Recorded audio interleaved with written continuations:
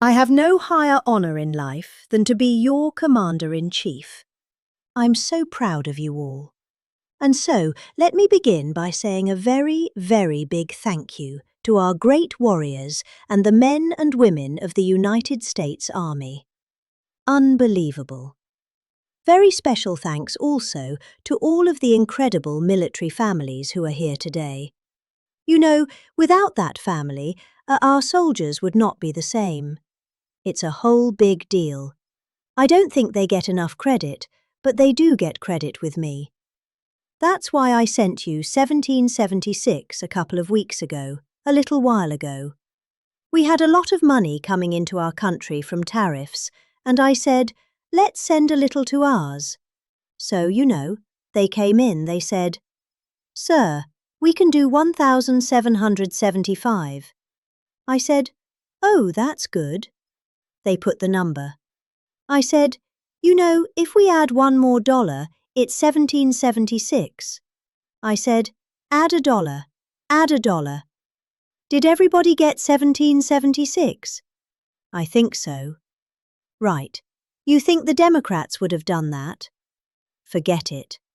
But it's really because of your incredible sacrifices to keep America safe and free.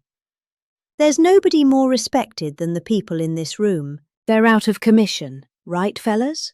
But what a good job. And Richard, this is your area. Congratulations. He's always bugging me for more money for Fort Bragg. I say, Richard, get off my back. And we're going to do that. You know, they're talking about a big compound, right? And we're going to get that done. We're going to get it done for you. Now, if the Democrats get in, it's not going to happen. I guarantee you that. But we're going to get that done. That's your PRI #1 priority, I think. Richard Hudson. So, you have another man who is running for the Senate who is phenomenal. The only thing is, he's not as well known. He was behind the scenes. He was the head of my 3 campaigns. I won all 3 times here by a lot. It wasn't even close. And he was responsible along with Laura Trump. Laura is fantastic. Born here and loves the area. But they work together. But Michael Whatley, if he's here, I don't know. Michael? Michael? Michael, will you come here for a second, please? He's running for the Senate. And if he gets in, you're going to be taken care of.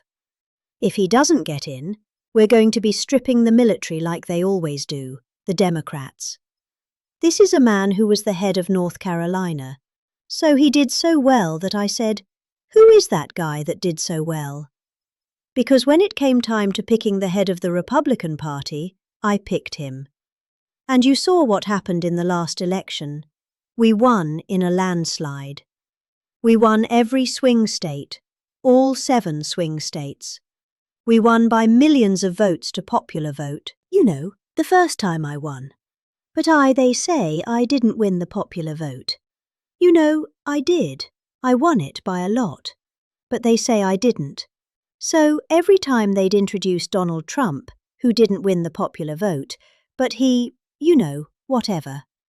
This I was, always I said, I don't ever want that to happen again. But we did. We won everything. And this is a man that was in charge of this state. He did so well here. There was nobody else that I even considered to run the RNC. That's the whole country. And we had a big, big victory just recently that you know very well. A victory like they've never seen.